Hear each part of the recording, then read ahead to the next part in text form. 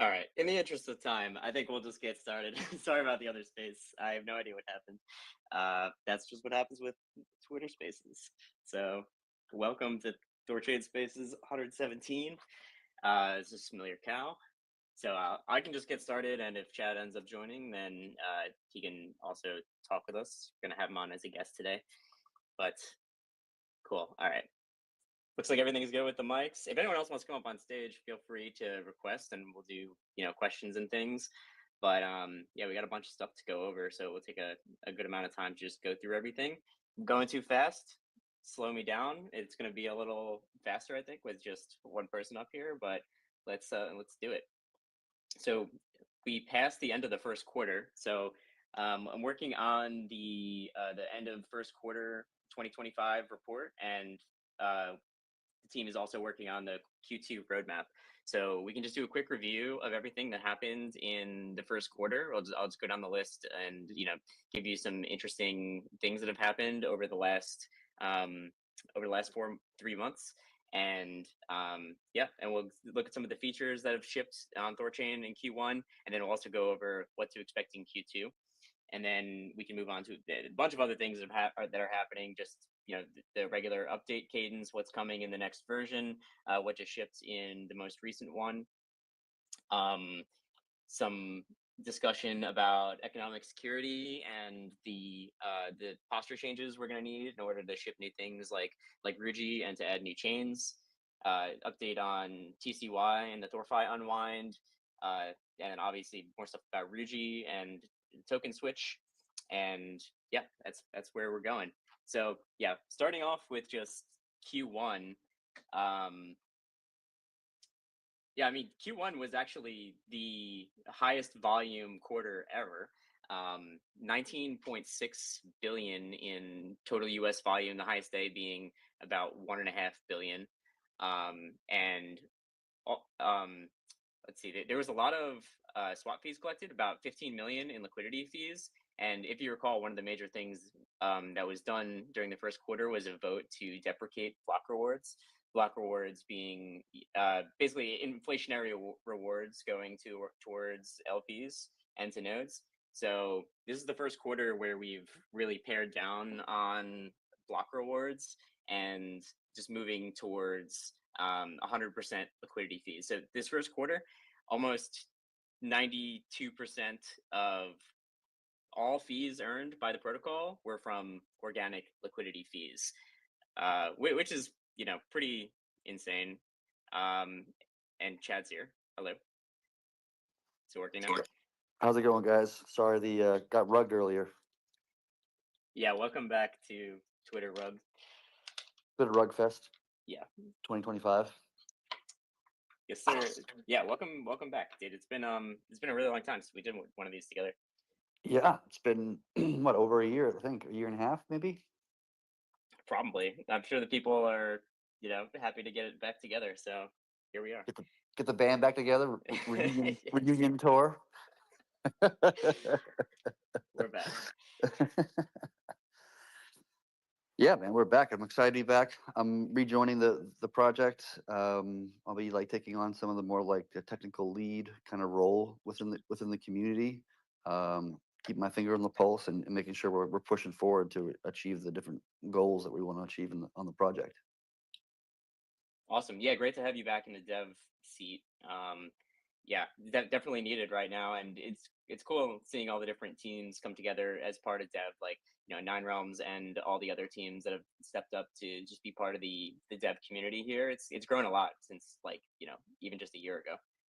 Yeah, I mean it's definitely changed a lot since I was last actively involved in the project, and now we have several dev teams. I mean, we've always had several dev teams technically, but now we have even more. We got Strangelove actively building for expanding the chains, and Bifrost. You got Ruji building the app layer and doing all sorts of crazy stuff over there. I mean, it's pretty exciting to see so many different devs coming together to contribute so much value to the protocol. Cool. Yeah, we're just going through some Q1 stuff right now, and then we can go into the roadmap and things that are coming out soon, and then just updates on the most important topics. So just going through Q1, So first thing was the removal of block rewards, and that was a pretty major change. So 100% of rewards now, that's almost 15 million in Q1. That's coming from just liquidity fees on swaps. So organic fees coming from anyone making a swap on THORChain, including ARBs and all the retail wallet flows and everything. So that's real sustainable revenue, just coming towards participants in the ecosystem, LPs and nodes, which is awesome. And now going forward, 100% of rewards are completely organic. No, the reserve is pretty steady, just in its in just how full it is, and it's not emitting anything. Basically, everything is just coming from swap fees, which is really great to see. It's something that we've wanted for a long time, and it's awesome to finally see that we're there with everything just coming from organic fees, non-inflationary sources. Yeah, I mean, to be honest, I'm not sure how I personally feel about this. It might have been too early, in my opinion, to go down that particular road. There's a mentality that the block rewards were like were creating a downward pressure on the room price, which is technically true, but like insignificant in my mind. And as the market goes more bullish, in prices in the industry go up in a sense, that we'll have less rewards for people in those circumstances than we would have. But that's the decision people made. That's the decision we're going. So yeah, here we go. but narratively though, it's very strong, especially in comparison to like any other project in this space, where pretty much any project relies on inflationary rewards just to keep some kind of flywheel going.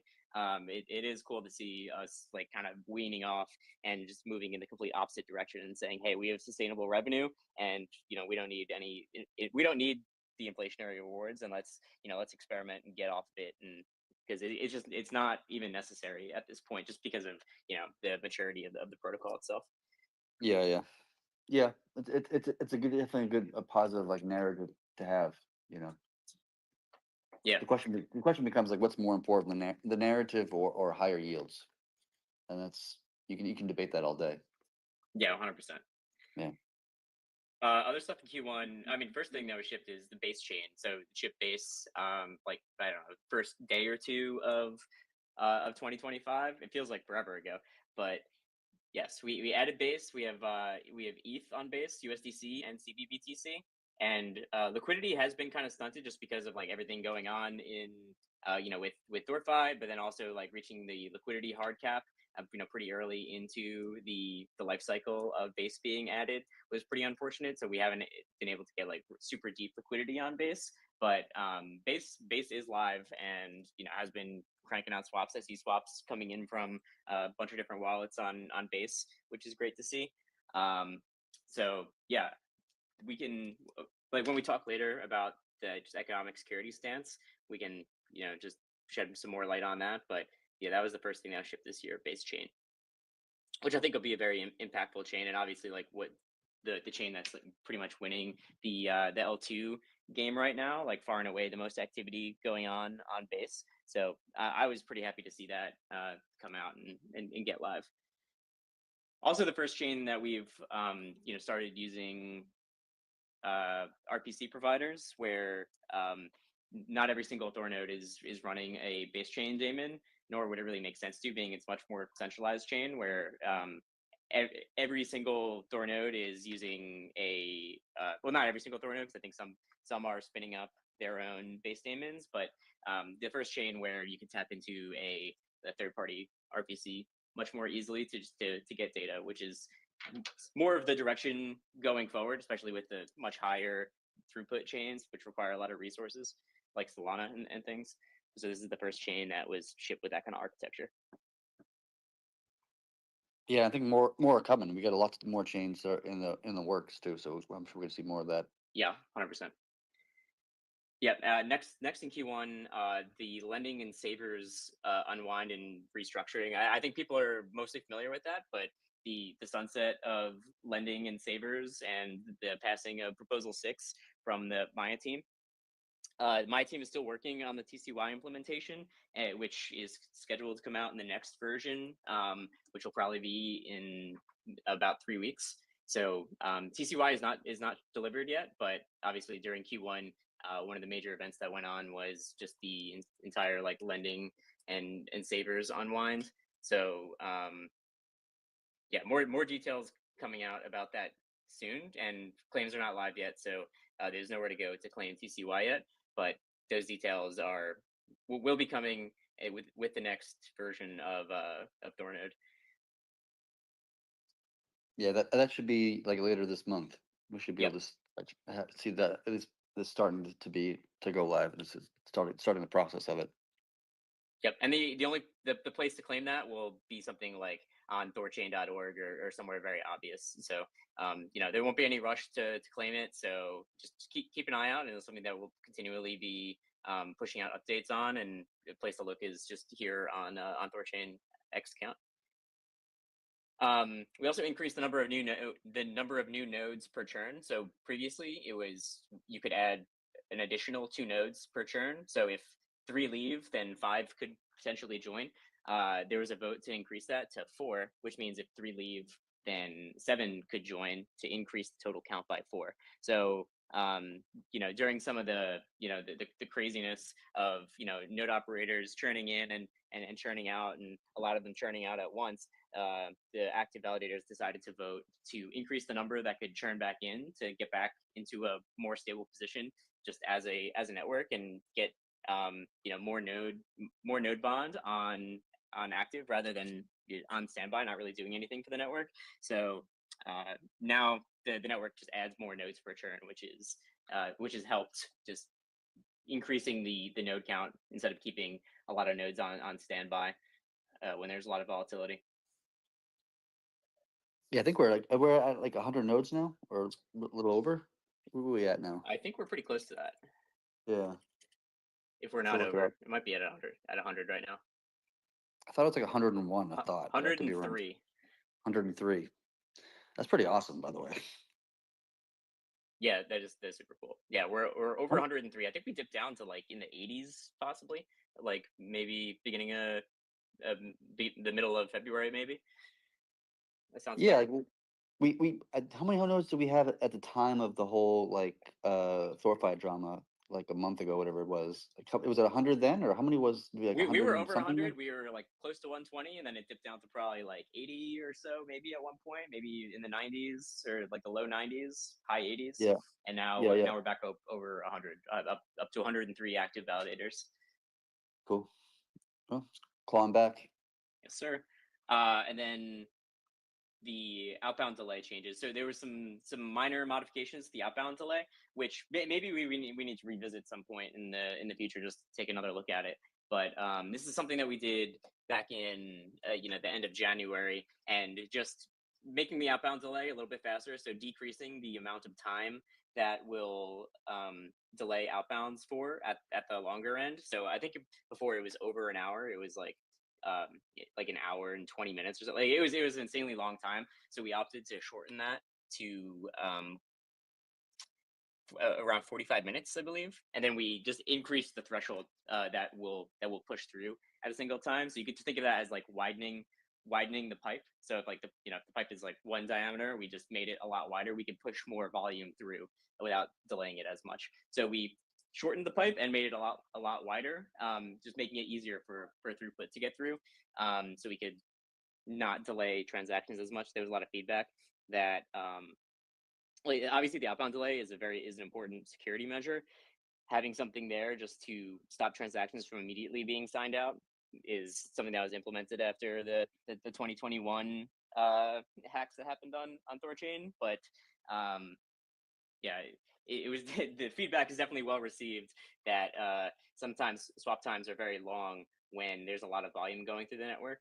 So it's something we opted to shorten with a vote that carried out in the end of January. I think things are a little bit better, but maybe something to definitely keep an eye on, just our security posture and like how much we want to delay transactions coming out of the network while also keeping a secure experience, but having a good user experience too. It's a difficult problem that isn't exactly quantitative to solve. Yeah, man, that's what always happens. Like on the one side of the spectrum, you have security, and on the other side of the spectrum, you have like ease of use or convenience. and it's you generally can never have both of them. You have to kind of select one or the other, or slide between the two of those 2 points. And it's up to the community to decide like how much convenience we want and how much security we want. Right. There's nothing And stopping balance us it. from just turning it off completely and just signing outbound funds as soon as THORChain Right. decides like that it does a swap and it could just immediately sign outbound funds. But then it also removes any kind of protection that we have around like, THORChain sending out too much funds, which was, a potential bug that's happened before, right? So it's like, yeah, the longer the wait time, the more time that we have to react to any kind of adverse situation that we might have to react to. But that also means that that's the worst average UX for a user. So yeah, balancing those is tough. I think it's Yeah, in a it's better tough. spot though than it was in the end of last year for sure. Yeah, we've touched it a bunch of times to make improvements. Like when we did like swapper clout was a thing we added a while back Yep. that helped. And so we keep on making like improvements to try to find ways to like best balance those two things, and that's it's a tricky thing to hit, but we've done a pretty good job so far overall. And most of the time, I don't think there's much of an issue with the delayed outbound, but sometimes, in some circumstances, there can be. But it's tough. Yeah, yeah, for sure. A lot of it's just a communication issue, just making sure that users understand like they get their funds in this amount of time. And uh it really sucks when you delay like a smaller outbound for 45 minutes or whatever, just because there's some whale swaps that are going through at that moment. But it is important for the network security. Yeah. And you can't just say like small swaps are quick and large swaps are slow. Like that's just Right. not an effective methodology, because an attacker will just make 1,000 small swaps or whatever, and then all this stuff will exit quickly. So that's one of the Yeah. challenges. Have you thought about Swapper Cloud at all recently, Chad? I don't know if like I know you're definitely the most familiar with this the Swapper Cloud system. I'm wondering if it's worth just taking a look at Swapper Cloud to see if it's actually functioning as we want it to, or whether we should turn some of the knobs to make the system more efficient. Uh, yeah, I mean, I'm just like I don't know if anyone really has the expertise to do that. Have you thought about Swapper Cloud at all?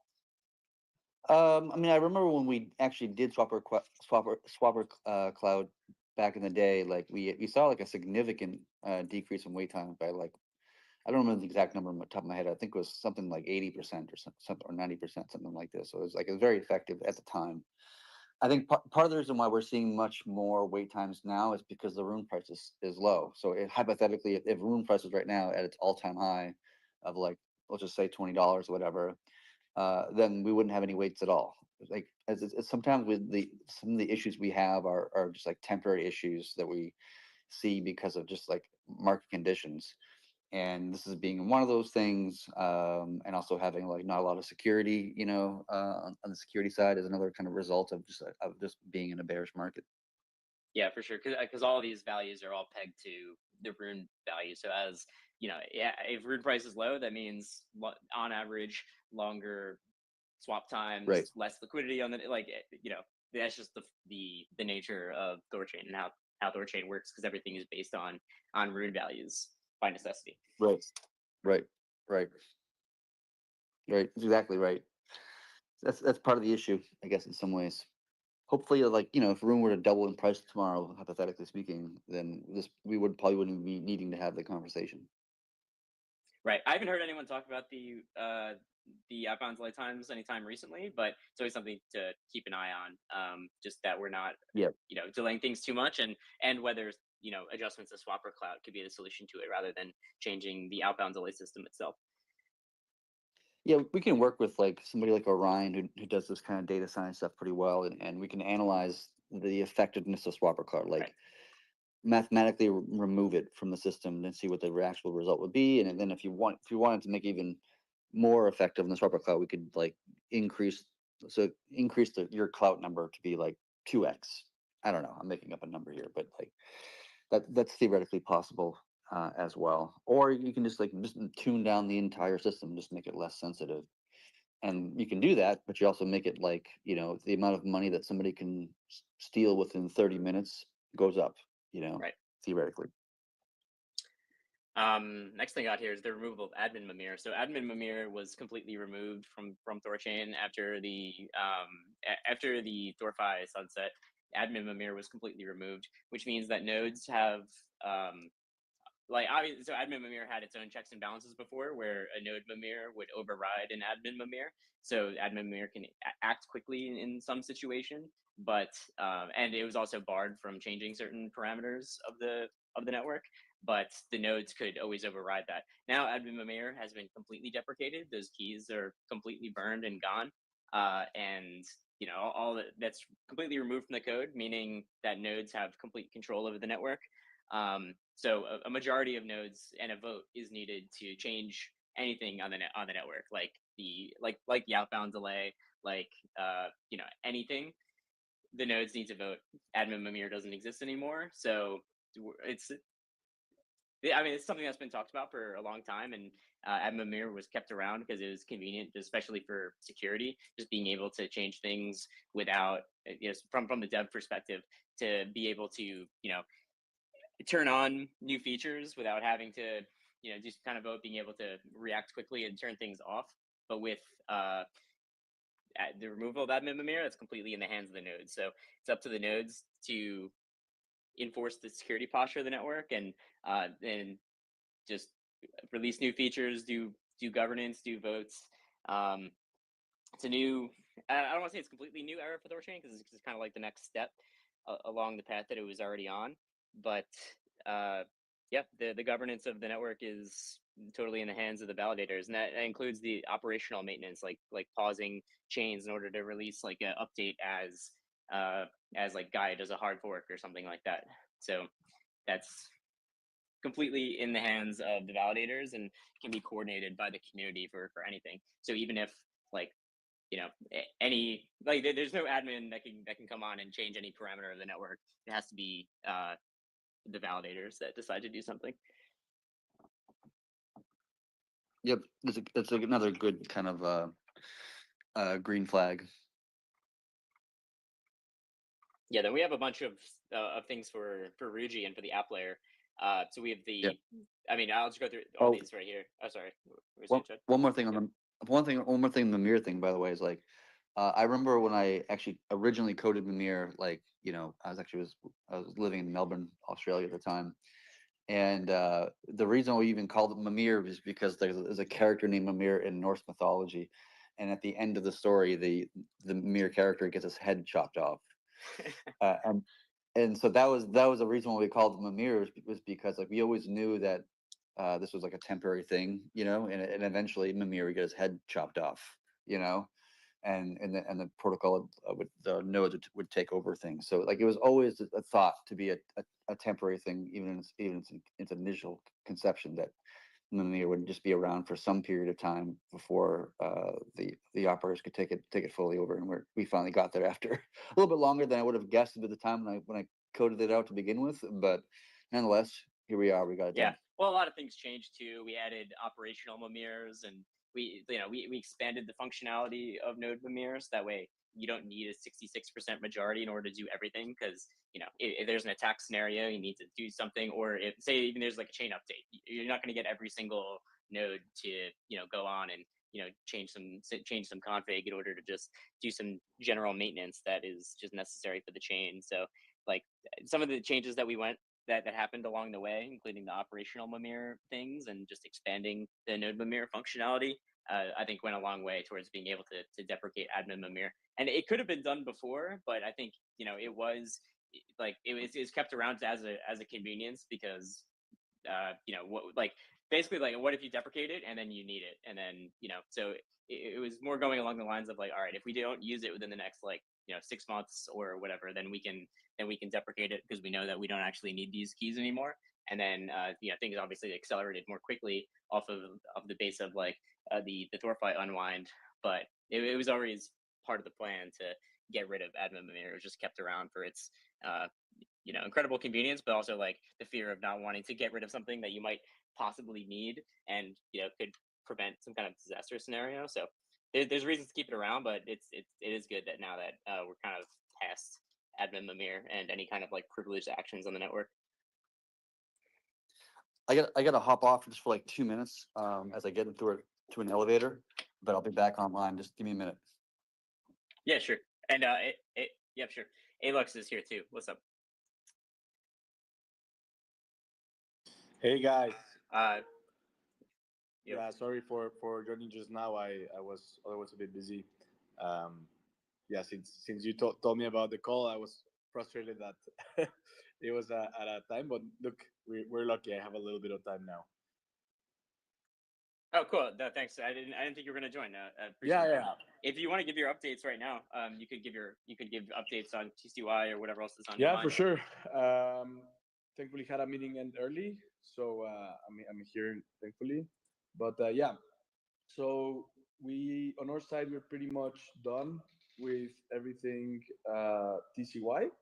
We are just putting a last merge in today regarding smart contract whitelisting for the interaction of TCY with app layer and some little changes on how decimals work and are handled, which is just how often you pay out and to how many decimals, so it's kind of completely fair.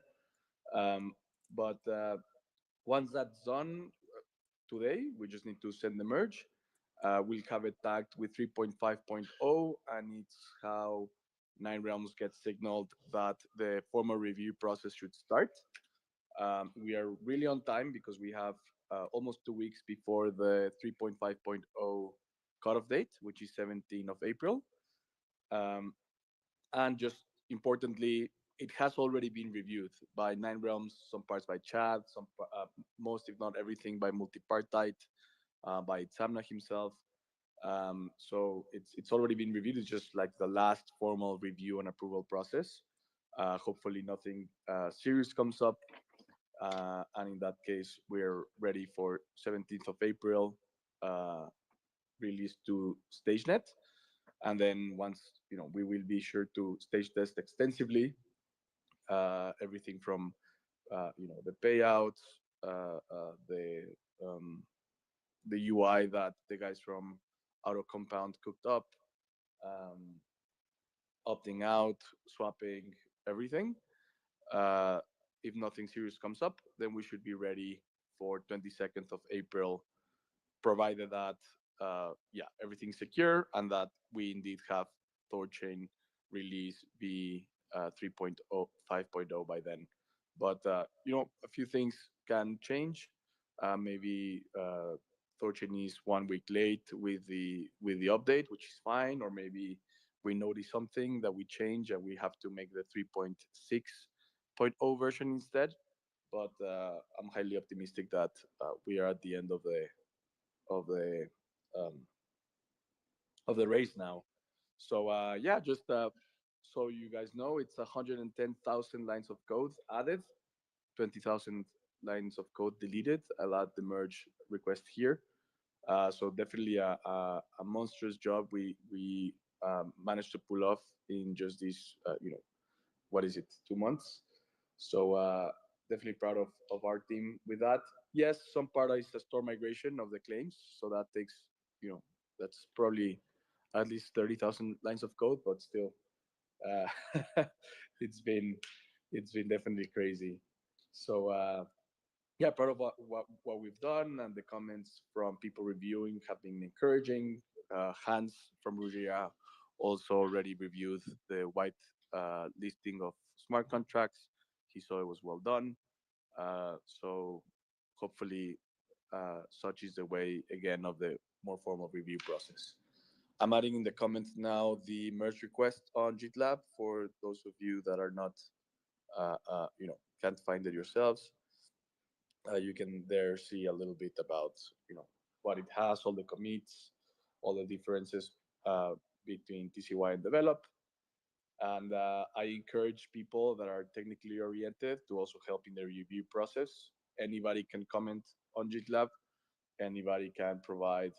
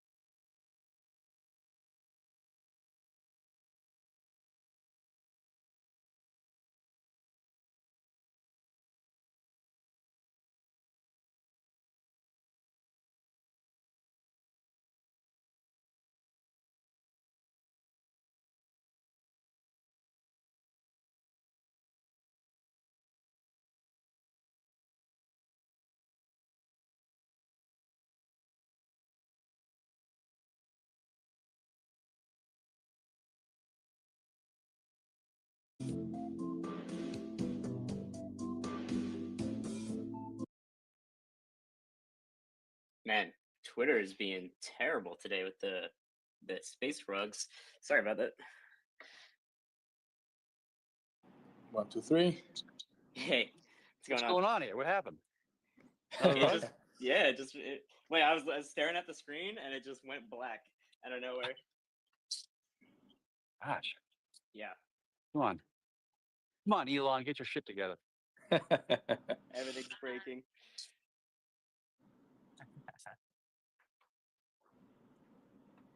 Sorry. Just continue where you left off, Felix. I think yeah. I'll stitch this all together in the recording.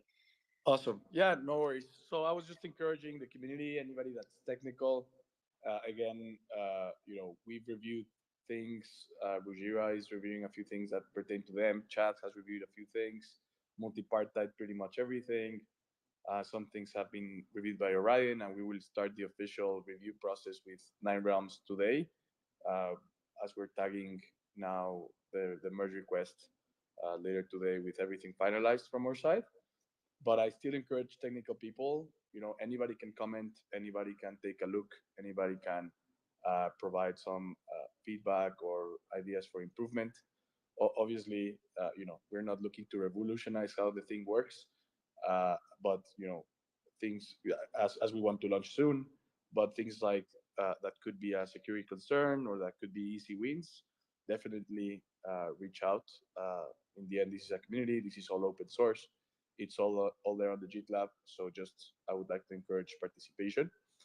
And yeah, that's it. Pretty excited and pleased with how things are going. How what do you think, Chad? We had the call together a few days back. Uh, what's your opinion on how things are lining up there? No, I think things are going great. I'm actually quite proud of uh, you and your team's work on this issue. You guys really kind of pulled together, made a proposal, convinced the community, got approval, started the dev process, got it done in a pretty good, reasonable amount of time.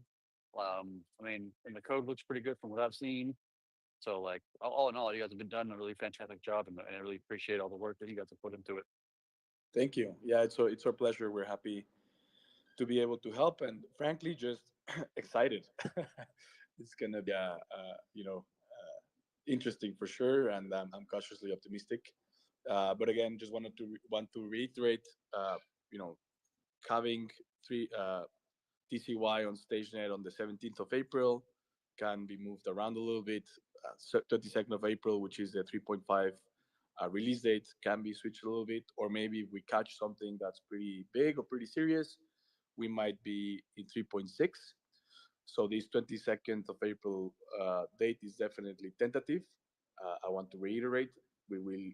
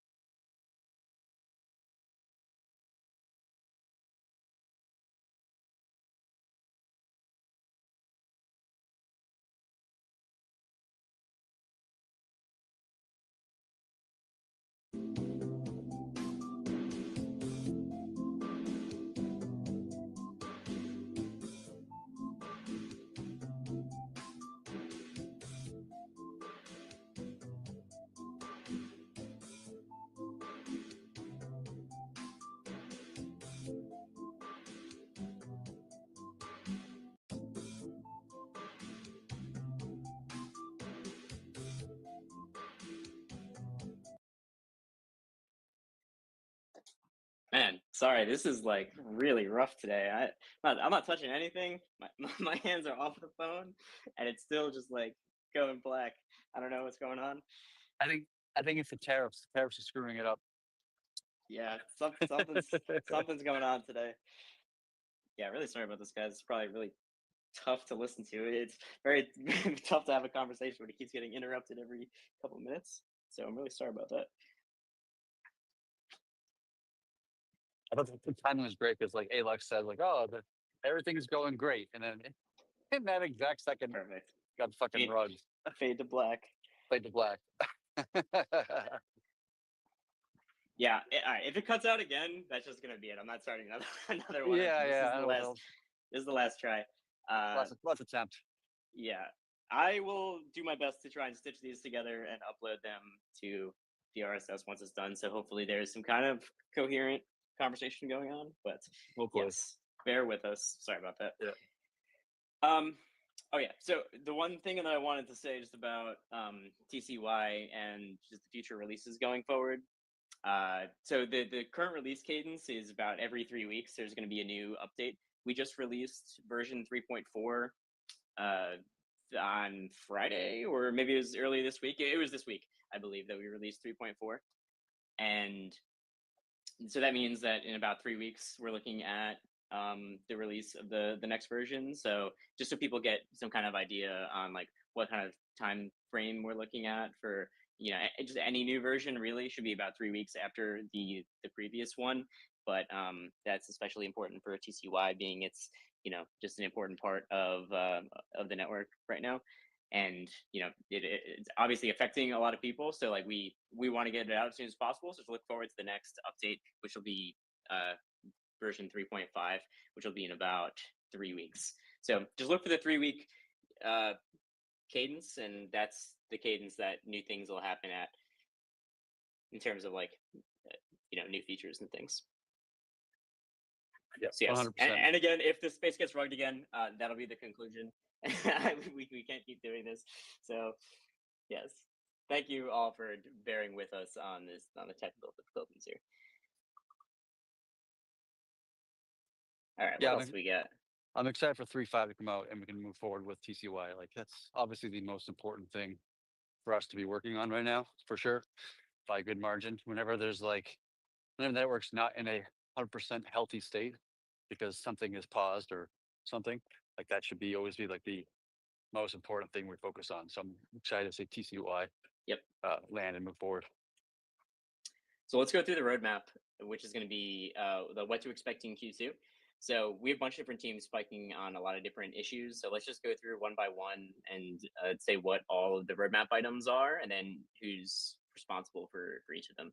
So all this will be published, by the way, probably on Monday. We'll be releasing the Q1 report and the Q2 roadmap on the Nine Realms Medium. But this is what all the devs have discussed, and it seems pretty solid right now in terms of just like it doesn't seem like it's going to change. So all right, so going down the list, first thing obviously we already talked about is TCY. So TCY is the #1 priority right now, and that'll be out in the next version. So that we should get that before the end of the month here. One of the other biggest priorities is getting EDDSA signing. So EDDSA, so I guess a little bit of context, all of THORChain was designed around ECDSA signatures. So there's a lot of background work that had to go into using a different signing curve for EDDSA, which was necessary for Solana and Sui and Ton and Cardano and a bunch of other chains that you might know and love. So we kind of had to refactor a lot of how THORChain manages its vaults and generates multiple different key types and all that. So that is still ongoing, and it needs to be delivered in order to ship the new chains that we want to ship, which is obviously like Sol being the #1 priority, but other chains are in the pipe and some of them ready to go. So in terms of like chains that are ready to go, XRP is ready to go, but that won't be shipped until after TCY. So I wouldn't expect that until the end of the month. And once we get EDDSA, Sol is highest priority. But other than that, we're also the team is also working on Tron and Yeah. Any others that are currently have PRs up? I think Stellar is getting scoped right now. Yeah, XRP I think is also very close to being landed. Tron, what else was it? I feel like I'm forgetting something. Solana being the biggest one. Yeah, I kind of want to hold off on like just like my own like kind of hot take is like I kind of want to hold off on Solana because I want our first EDDSA chain to be like a smaller chain, just in case there's like some bug or some issue or whatever. It's much lower stakes in a matter of speaking, and let like EDDSA kind of like prove itself on mainnet for some reasonable amount of time before we throw like a larger chain like Solana at it. Does that make sense? I think it could make sense, especially because Solana has like a different architecture just for scanning blocks because the blocks are so like it takes longer to scan the block to read the blocks than it takes Solana to produce the blocks. So EDT is a geyser for Solana in order to get the data, Yeah, just yeah. to be able to read it. So like there are other architectural changes besides using EDDSA. So it could make sense to ship Cardano before but I mean I think that's still under discussion. I don't think there's any kind of like solid like which needs to come first, but all of Right. those are the chains that we want to get out ASAP. Yeah, Some yeah. of which are basically done. Yeah, and Cardano's like not that big of a difference. I mean, it is like Bitcoin's what do they call like extended UTXO model or something like this. So it's very similar to what we've already seen. Obviously, it's not the same, but I could see us doing like Cardano first, and just letting BDSA have its own moment in the sun to like to bake and make sure it's all solid and not any issues. Yep. And Strangelove is taking the lead on adding some of these new chains. They have XRP. XRP is ready to go. That's not going to be until after TCY. So I would also expect that sometime in May, being able to add. And Jack is here now. But yes, Strangelove is taking the lead on all these new chain integrations. So they have a bunch of chains that they're looking forward to adding. If you want to come up and talk about it, Jack, yeah, you're more than welcome. Otherwise, we'll just keep going down the roadmap list. We also have the Bifrost peer-to-peer refractor that Strangelove is working on. So that's just cutting down on bloat coming out of Bifrost. So Strangelove's goal is to drop down block times from 6 seconds down to 1 second, which will make THORChain just a lot faster. And that's something that Strangelove's also taking the lead on. And Bifrost is where they're starting to do that. So just cutting down on some of the observations that have to be made for each of the external transactions that come into THORChain, and just cutting down a lot on just some of the, I don't want to call it spam, but just the unnecessary things that are getting posted on chain, which just cut down, which make it so you can't really cut down the block times as much. Yeah, 100%. Yeah, thanks to Jack and his team for all their work on those improvements to Bifrost. And something I've been wanting to do for a long time, but just was never high enough priority to get around to it. And but I'm really happy to see it kind of finally landing. So thanks to Jack. Yep.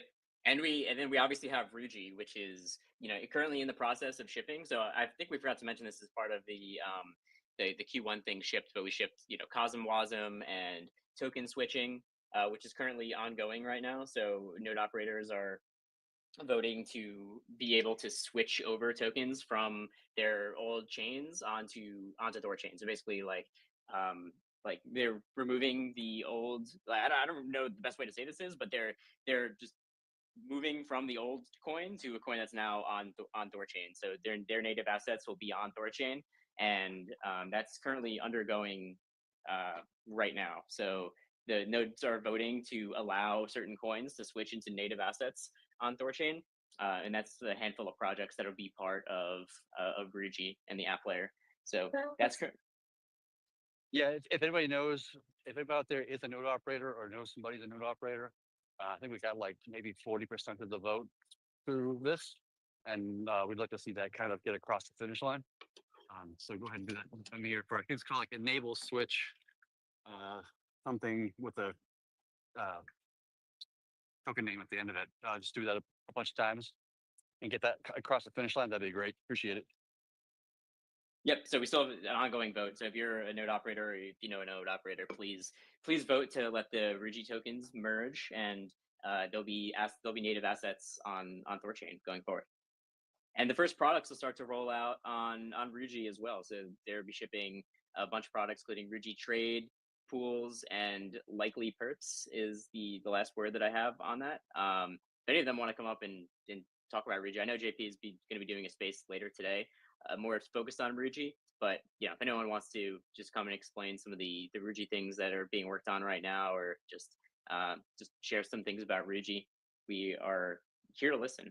And I'm curious to learn about some of this stuff too, about some of the new products and fun new things that are coming out. We're all really looking forward to the app layer, and it'll be a fun experiment, I think, in seeing what we can do with seeing what we can do on THORChain and just expanding the capabilities of the chain as a whole. So let me bring up Mark here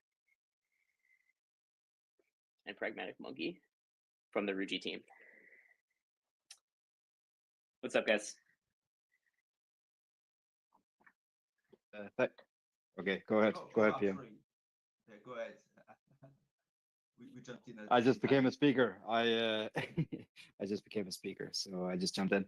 But yeah, thanks, Cal, to set the stage. We are indeed in the midst of a vote to migrate and merge over the old, quote unquote, assets and tokens from primarily the Kudira chain, but obviously also the Levana team and token is building perps for Ruji perps. This is the first contract, the merge contract and the migrate contract that we're bringing over. So with the vote going through, we will effectively have an app layer on THORChain, which is obviously super exciting. It's something we've been working on the past 9 months. And it will open the floodgates for all the different products, contracts that we have in store and worked on for the past 9 months, starting with, well, obviously the staking and revenue contracts, so people can not just merge their tokens into Ruji, but also stake their Ruji and earn the fee revenue going to the app layer. And then, of course, what everybody is waiting for, I think, with anticipation, is the order book DEX, the Ruji Trade product, together with the Ruji pools. PM, I know, has been working a lot on this, so he can speak more to this. And then shortly after, we have Ruji perps. So really, all the sort of classic trading products is coming live as soon as we can, really. We have all these different contracts audited already, so they're really locked and loaded, if you will. So yeah, super exciting times for us. Anyone listening who's a node operator, please go in and vote. I can drop the tweet that I did, for example, myself for the different Mimir updates that you need to make if there's any questions. But yeah, exciting times. PM, anything to add? Yeah, if you want, I can dig a bit into Ruji Trade and Ruji pools. Don't know if there is an interest on this call, so just let me know. Yeah, I think let's go for it. I think we're curious to hear. Okay, cool. So that's gonna be really much the flagship product of the app layer. Of course, there are much more apps coming, but this order book DEX, Ruji Fin, so it works a bit differently from most of the AMM DEX people are familiar with, including THORChain, which effectively is both a DEX and an IMM at the same time, meaning inside of each pool you have a given bonding curve and the price is distributed over this bonding curve depending on the quantity of token A and token B in the pool. And it's just following the constant product IMM with a slip fee that make it a bit different from other IMM. On Ruji, the app layer, so Ruji Trades, you get the DEX that is separated from the market maker, the automated market maker. So the DEX is just a place, an order book where you can add liquidity in a given pair at any possible price level you want, just like a traditional order book in traditional finance. And then you get the IMM, so what we call Ruji Pool, which add liquidity to the order book. And so it will start with a fairly simple strategy. So we'll start with just a standard XYK strategy to get things started. So pretty much the same as what you are familiar with on the base layer. But after that, we are going to expand to a bunch of other strategies, which will allow us to add some more liquidities that will live on the app layer, most likely, in most cases, paired with USDC, so the secured version of USDC from Ethereum, given that's the token, the stablecoin that has the most liquidity on the base layer. And we can start to add like more concentrated liquidity type of strategies, or even like directional strategies, anything that will add economic activity. And one of the first strategies that we will ship after the XYK will be a strategy that virtualize the liquidity on the base layer order book. And so that's the way it works. Effectively, imagine like you have a user who has 10K USDC and want to buy BTC. So the issue we are having, why we don't, even if the app layer lives inside THORChain, it shares the same block time, same consensus, but given how swaps works on the base layer, they are always happening at the end of the block, and they are ordered by slippage. So that means that we cannot have atomicity, transaction atomicity on the app layer by default. So we created this. What we want to be able to do on the app layer is to have like complex strategy. You want to be able to have like a smart contracts that come, do something, then do a swap, then do something else, and keep going in one block, in one transaction. And so we needed transaction atomicity. And how can could we achieve that? Well, we created this virtualization strategy that effectively works this way. So you you have a user who come with 10K USDC, want to buy Bitcoin. The IMM will be able to go and query the base layer and say, okay, if I want to buy, how much Bitcoin will I get if I were to do a swap now with 10K USDC? Okay, this is the amount you will get. And then the IMM will be able to price at a slight premium to that. So you can think of it the same way as a front end, THORChain front end that will add an affiliate fee, except that it's a different mechanism. But you will have a little premium because you cannot have entire certainty that by the end of the block, the price wouldn't have moved. And depending on other transactions inside this block, you may end up having a slightly worse price than what you were expecting, or maybe slightly better will never happen, but can be slightly worse. So you will cut, the IM will cut at base layer price plus a small premium.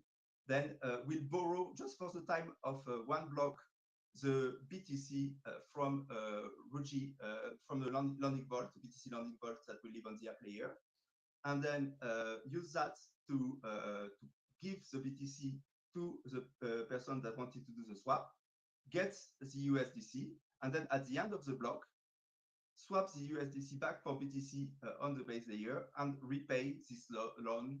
So it's just like a one block duration. So you take a very little risk. People will be able to LP in those vaults. Effectively, that's an arbitrage strategy. So it democratizes access to arbitrage for anyone that wants to participate.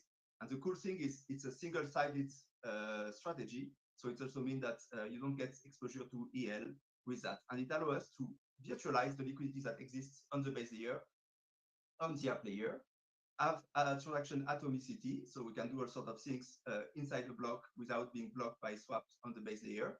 And it's great for both the app layer and the base layer, because in that case, every single dollar of volume on the app layer executed via this IMM strategy generate $1 of volume on the base layer. So that's a strategy that will launch shortly after Ruji Trade and Ruji Pools are live. This is when things are going to suddenly get more exciting, because we'll be able to then create pairs for virtually any combination of assets that live on the base layer, but have that in another book on the app layer, and that's where we should start to see much more volumes happening on Rojira. And then after that, we'll launch like a lot of different other strategies. We have some, so we want to do some Uniswap V3 concentrated liquidity strategy. We want to have a way to stream the yield out of the principals, just like offering effectively the same user experience as what people are used to on Uni V3.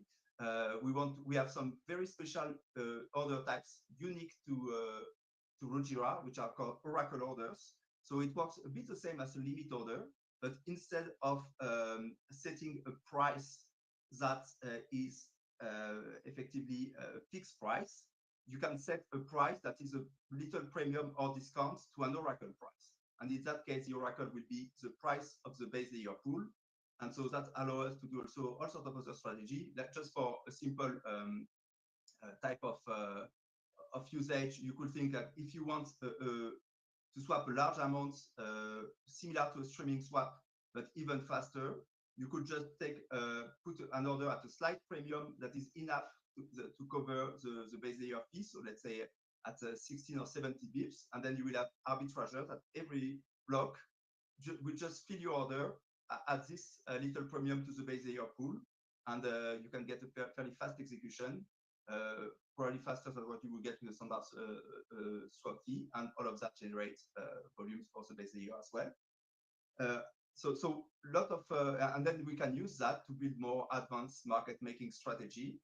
And the beauty of this is that then you can have this market making strategy with oracle orders that effectively change their price every block, that trade against the market making strategies that use fixed limit order. And then as long as you have volatility, which is the kind of the only thing we have constant in crypto, you end up making money. We having this generating volume, having this strategy, trading once against another. And so that will be stuff that we want to launch relatively soon after we have a pool and trade. And that's eventually how we want to drive like a lot of more volumes on the app layer, on the base layer, a lot of more fees. And we want them to, once we can showcase that, it's a very strong value proposition for institution or anyone effectively telling people that you can come and trade with native assets in the form of secured assets, secured by THORChain technology. You can trade native Bitcoin, make market for native Bitcoin, and do that in a fully decentralized way without having to use a wrapped or version issued by some centralized intermediary, or a bridge version issued by a third-party bridge, and adding non-necessary exogenous risk to the system.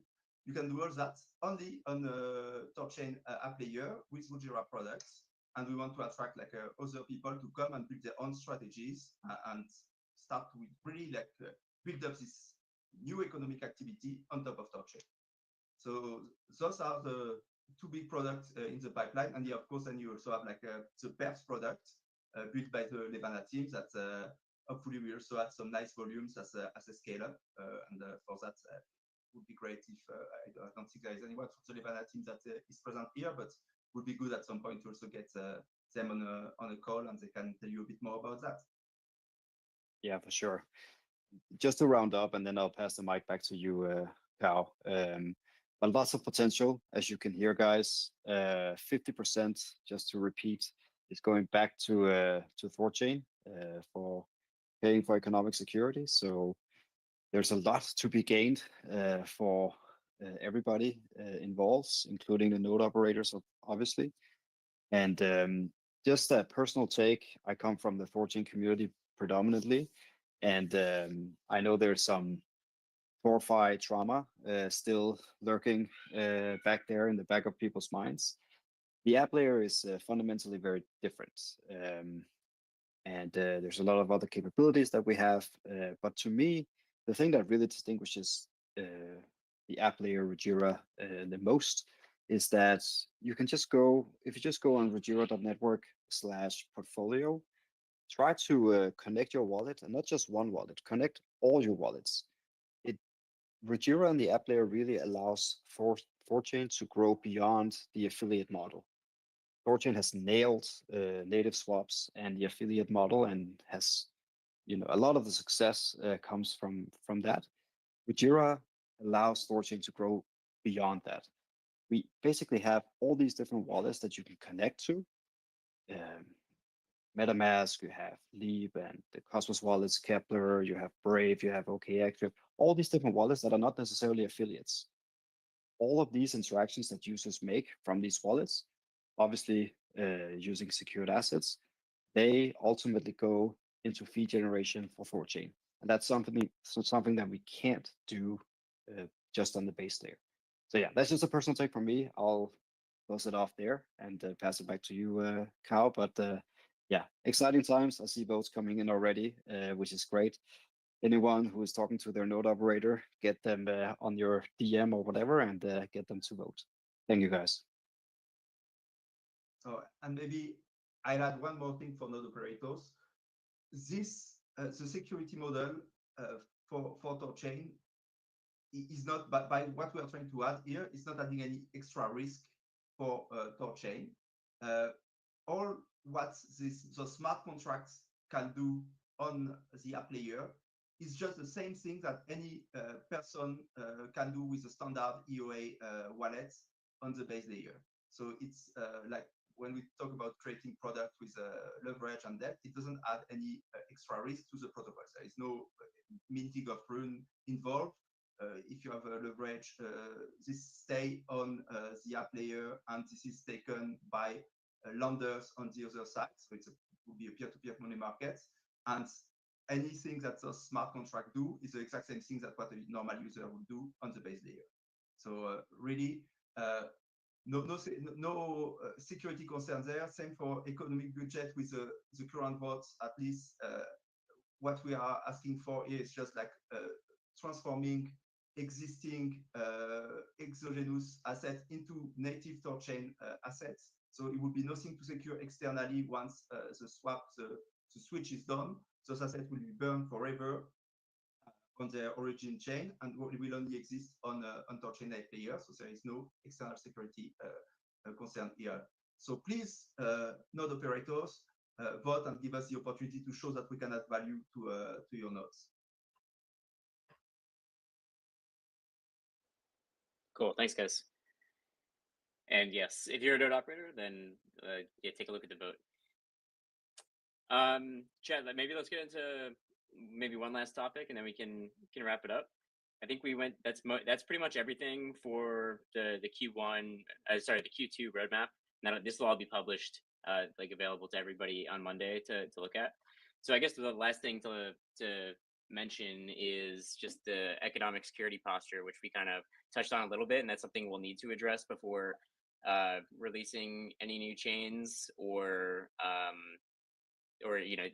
continuing with the app layer thing. So do you want to talk about your PR and just like the economic security posture going forward, which is something that the nodes will kind of have to think more about, and the community will have to agree upon the way to go forward with economic security, and maybe some context about like economic security as well, just like why it exists in the first place.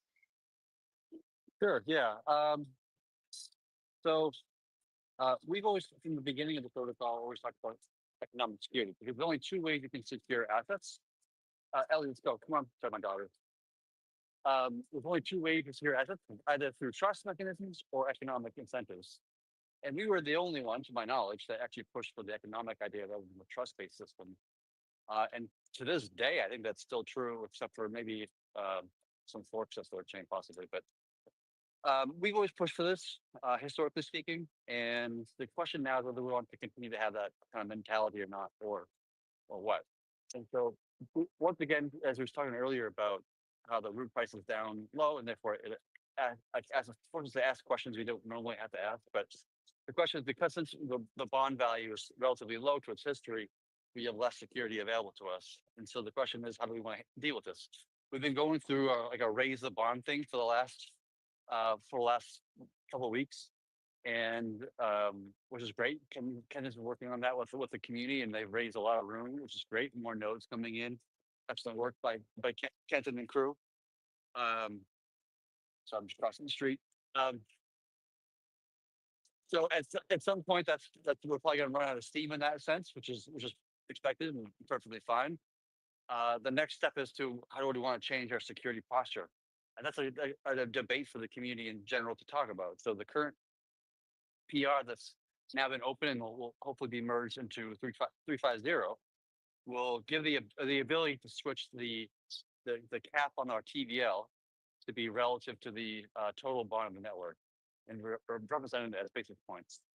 So if we wanted to, as a community, we can vote and say, okay, instead of being what's called the effective security, which is the bottom 2/3 total bonded room, it would be the complete amount if we did 10,000 basis points.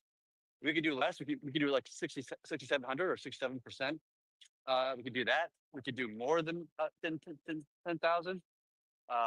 Whatever the community wants to do is basically what would be capable in that particular moment. So we're going to have that conversation probably after 3.50 comes out to figure out if we feel comfortable expanding the kind of security posture to a more pragmatic approach or not.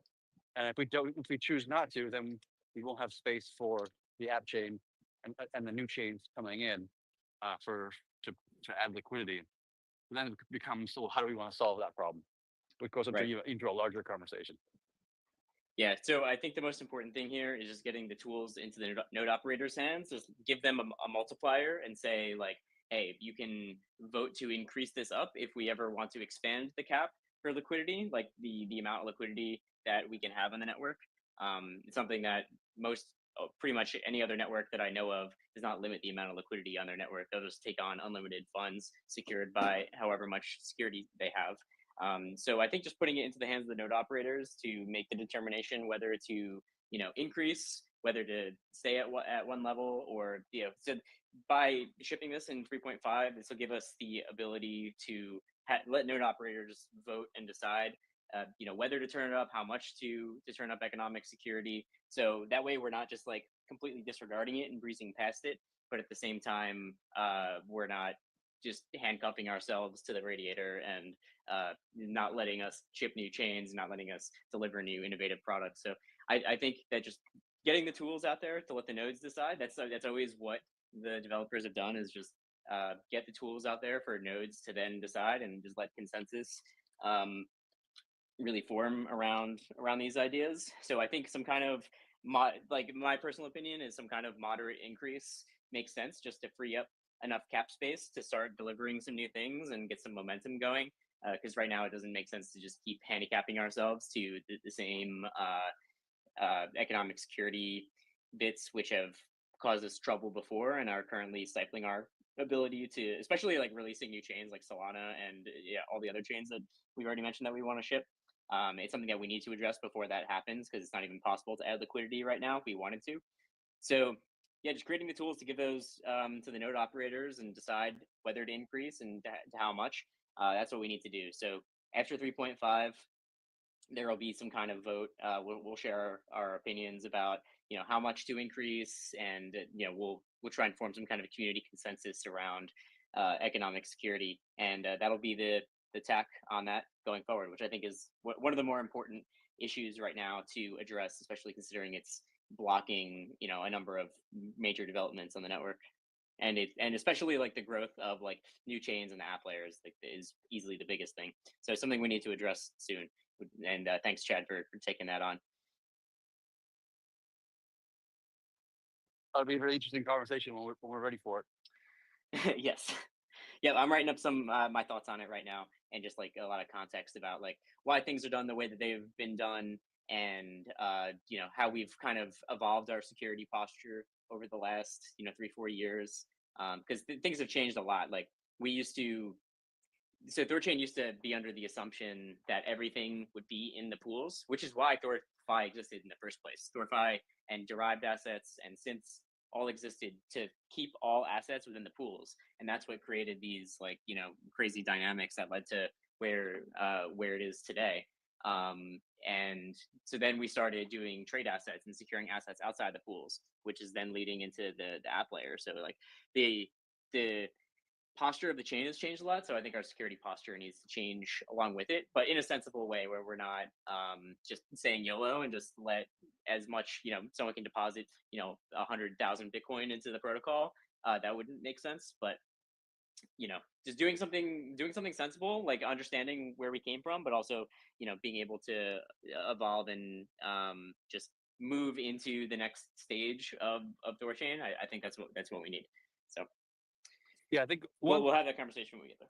I think one thing I was just going to say, because I don't think anybody's thinking about this particular angle on this conversation, is that to think about what happens when we switch from a bull market to a bear market. right? So maybe we increase the cap from the effective bond right now to let's just call it 100% the active bond, hypothetically, right? So we create a lot of like a lot of assets in the network, secured assets, trade accounts, trade assets, all these kind of things, and then the bull market happens, and we get more liquidity coming in because there's more space for security at that point because prices going up theoretically. And then we go from a bull market to a bear market, and the secured assets of the trade assets don't go anywhere. They still stay in the protocol. Versus like before, when the room price goes down, we naturally eject BTC and ETH and all these assets just from arbitrage, right? To ensure that the value of the pools of the thing we're securing is worth less than the value of the security. So it's kind of an interesting thing. You can go ahead and expand things now, and that's kind of all well and good, but you have to think about what happens in the next bear market, and are we okay with that scenario? Right. And I mean, this is the right tool for that, where we can always like Right. scale it down. Like you could you could use this tool to scale it up or scale it down and kind of pause things where they are. So like it's the perfect tool to just get us to where we need to be. And also, like, just to point out that like we were using 100% of the nodes bond before we switched to effective security around 2 years ago. So this was something that we did previously, and now I've switched back, and now we can, you know, using this new functionality, we can kind of flip flop back and have more discrete control over it through votes rather than having to, you know, do a bunch of code changes. So, yeah.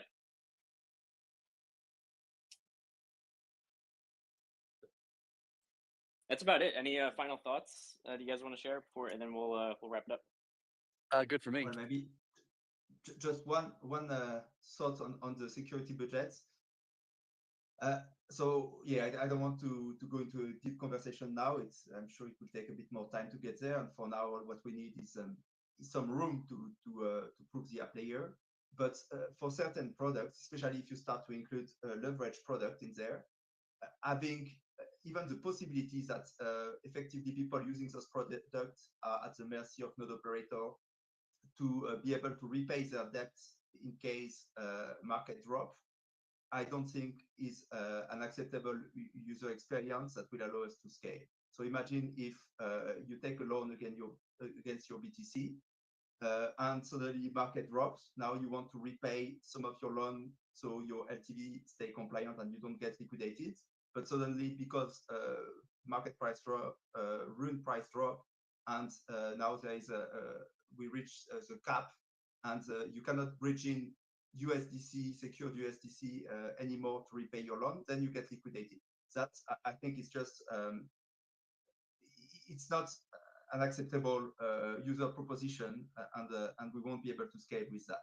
And so I think it's important to keep that in mind. And of course, it's also important to discuss if there is any merit in the current security model or not. And I can totally see how did it come from when everything was just in the pool and we wanted to do everything SMAC security. But reality is also like for now, you assume that effectively you need $2 of rune to secure $1 of value.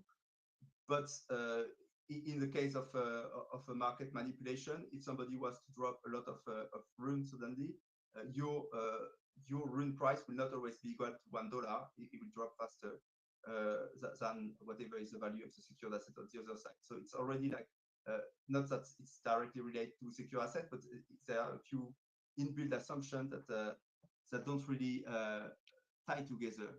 And it also assumes that the bonds, the people who deposited, the node operators are effectively the ones that put their capital at risk 100%. But reality is you can have people who bond with node operators. So node operators will even try to manipulate already the price with a fraction of the capital that is in their node. So there are already like much more, I think, optimism in the security model today. That's what it looks at first glance. And so I think that's also I mean, it should be taken into account that it's maybe already quite optimistic, and therefore further securing, further relaxing the rules will not change much of the real security. Another point as well is we don't track the average entry price of node operators. So it's possible that nodes have been accumulating runes at a much lower price, and we'll only go live with that when price go much further up, and we think everything is secure. But actually, they have been able to get in at a fraction of the cost, and they can extract much more value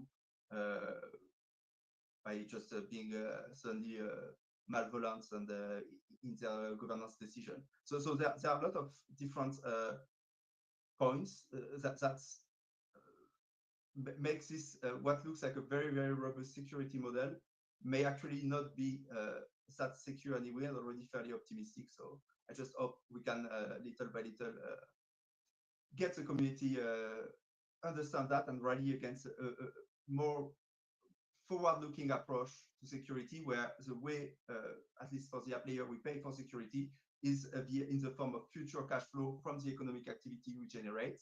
And that's what people value, and that's why people are want to buy either Rune or Ruji and participate in this ecosystem.